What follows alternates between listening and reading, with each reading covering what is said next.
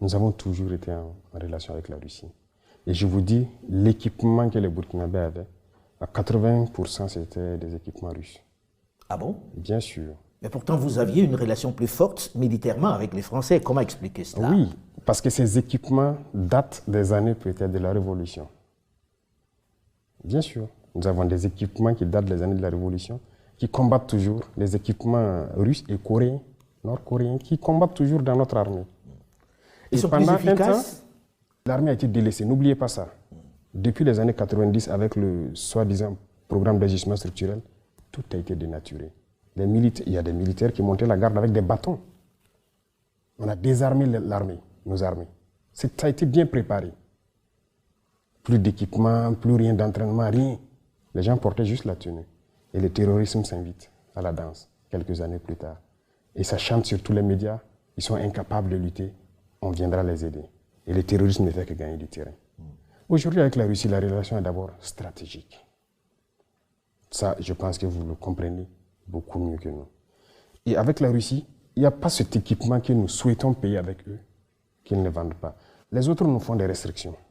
Ils vous disent, vous ne pouvez pas acheter ce type d'armes? Bien sûr. Or, les Russes vous vendent tout ce que vous voulez. Tout ce qu'on veut. Jusqu'à l'instant T où je vous parle, on nous bloque des licences de certains avions. Il y a des types d'armes qu'ils ne vont jamais nous vendre. Et comment on vous l'explique, ces restrictions? Ça vous, je pose la question, où est l'amitié? Qu'est-ce qu'ils veulent?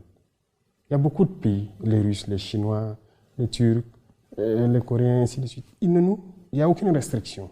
Avec l'Iran, tout ce qu'on veut, ils vont nous faire le point. Si on peut payer, on paye. Mais avec ces États qui étaient là, soi-disant nos amis, il y a des restrictions. Il y en a même qui sont arrivés à nous dire qu'ils ne peuvent rien nous vendre qui est létal. Ah oui? Oui. Donc vous faites la guerre, vous ne pouvez pas tuer celui qui est en face de vous? Ah oui, les terroristes, lui, nous tuent. Mais nous, on a peut-être le devoir de ramasser des cailloux, peut-être même le caillou est létal. Tout ce qui est létal, qu'ils ne nous vendent pas.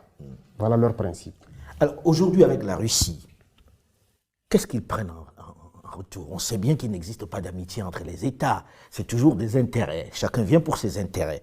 Alors aujourd'hui, il y a la peur d'un certain nombre de personnes de voir qu'on a changé un maître pour un autre. Or, je vous connais un tout petit peu pour savoir que vous n'êtes pas dans le remplacement d'un maître par un autre.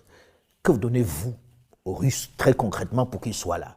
Est-ce qu'ils prennent des minerais? Comment vous les payez? Est-ce que vous êtes en train de vendre une portion du territoire? C'est quoi le deal?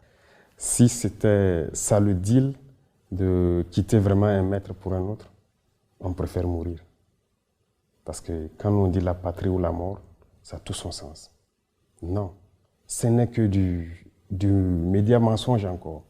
Et malheureusement, on avait même vu des chefs d'État qui sont tombés dedans, qui sont allés raconter du mensonge, soi-disant qu'on a donné des mines à des Russes, à notre partie sud. Archi faux. Il n'y a rien de donné aux Russes? Archi faux. Même pas une mine? Pourquoi donner? Si les Russes veulent une mine, on a le code minier. Ils viennent s'intégrer dedans. On leur donne le permis, ils payent les impôts et ils font tout ce qu'ils doivent faire comme les autres. Mais avec quoi vous payez alors les Russes? Ils ne viennent pas pour vos beaux yeux. Ah oui, avec quoi on les paye? D'abord, les Russes sont arrivés quand au Burkina, c'est la dernière fois que des instructeurs sont venus parce qu'ils doivent venir instruire les militaires sur des équipements. Et c'est avec tous les pays d'ailleurs. Ce n'est pas les Russes seulement. Quand on signe un contrat pour acquérir un équipement, on signe le contrat avec la formation. Il y a plein de Turcs ici. Pourquoi ils n'en parlent pas? Qui, eux, sont spécialisés dans les drones plutôt. On a payé des drones avec la Turquie avec un contrat d'assistance. Il y a plus d'un an. Tout le temps que nous sommes là, il y a des Turcs qui sont là. Pourquoi on n'en parle pas? Ils sont là, ils nous appuient. Ils ont formé nos équipages en Turquie.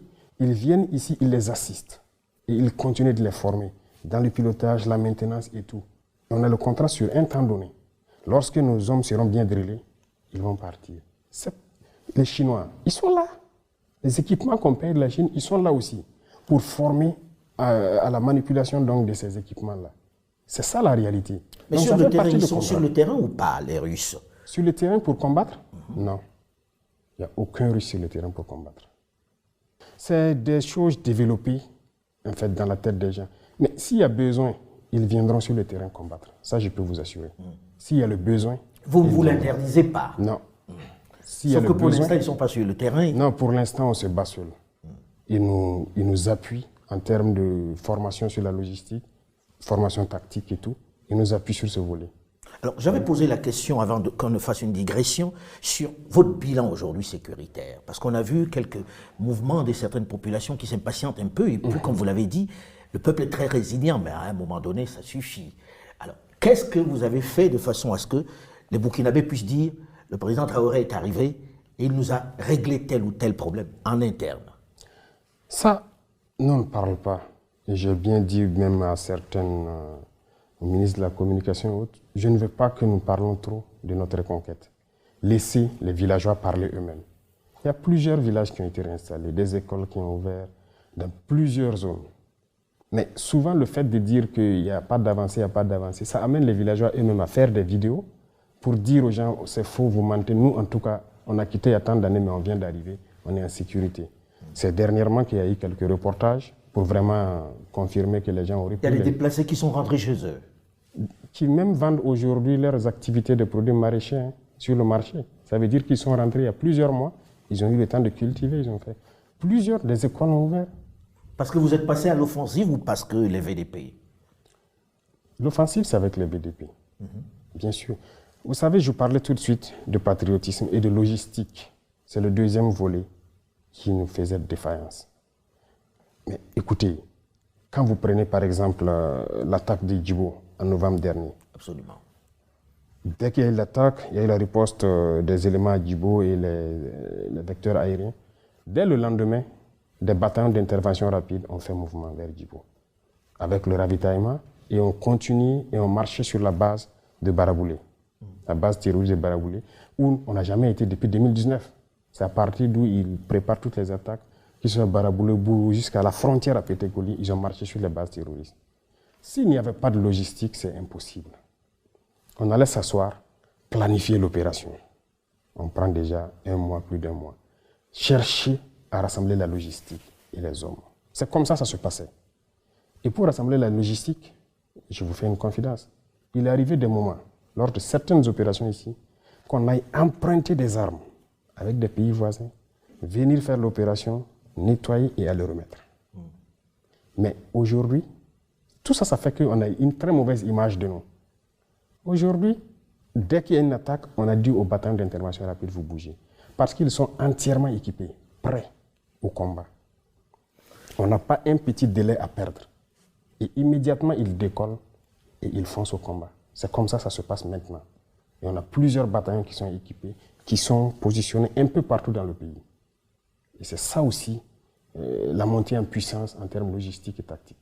Ça, Monsieur le Président, quand on voit tout ça, avec toute la logistique dont vous parlez, avec les Russes que l'on fait venir pour en former, comme vous l'avez dit, vos troupes à vous, ça fait beaucoup d'argent. Est-ce que l'économie burkinabé peut tenir longtemps avec ça? Très bonne question. Ça fait beaucoup d'argent. Voilà pourquoi je dis que nos pays ne sont pas pauvres. Il y a eu la malgouvernance. Il y a le vol, le pillage de nos ressources. C'est de ça qu'il s'agit. Je prends un exemple. Aujourd'hui, il y a le fonds de soutien patriotique. Les populations contribuent. Et on entretient en grande majorité donc les volontaires pour la défense de la patrie avec. Mais et le reste de l'armée qu'on est en train d'équiper? Tous ces moyens qu'on est en train d'acquérir.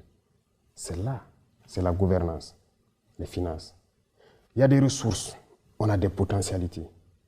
Mais si c'est mal géré, on était libre. Pour vous, les pays ont de quoi tenir en produisant et en faisant juste Comment est-ce bonne gouvernance. On arrive à acquérir le matériel? Ce n'est pas pour nos beaux yeux, comme vous dites, qu'on nous donne. On paye. Mais c'est la gestion. Il y a des situations où on arrive à gérer parce que dans tous les départements, tous les secteurs ministériels, chacun fait de son mieux pour rationaliser. Et quand on dit rationaliser, c'est quoi?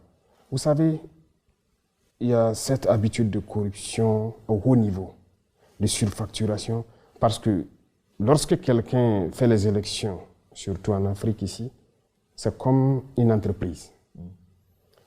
On va les financer. C'est l'habitude ici. Ils distribuent des billets pour qu'on les vote. C'est un investissement. Et dès qu'il arrive, il est obligé de payer pour rentabiliser, pour rembourser. Il n'y a pas ça avec nous. On n'a pas de compte à l'extérieur.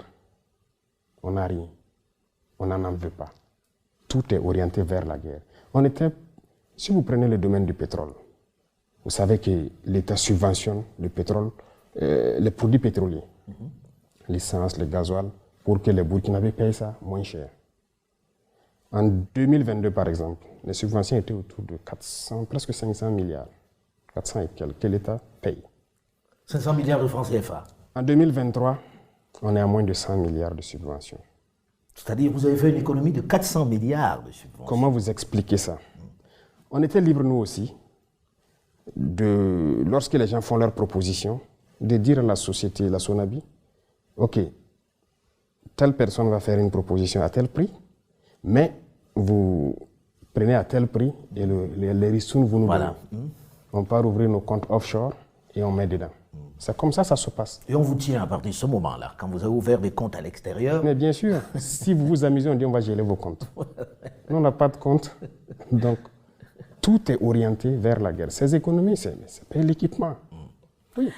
Monsieur le Président, il y a eu une longue discussion sur le fait que combien de temps vous allez rester.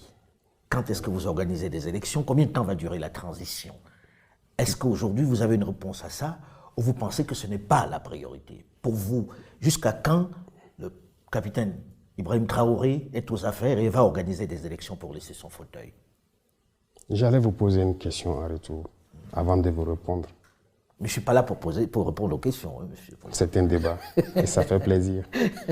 Si aujourd'hui, dans 6 mois, on décidait d'abandonner le peuple, vous, en tant qu'homme très objectif, et conscient de notre situation, qu'est-ce que vous allez dire? Quel serait votre commentaire? Honnêtement, je préfère m'abstenir, même si vous savez le fond de ma pensée. D'accord.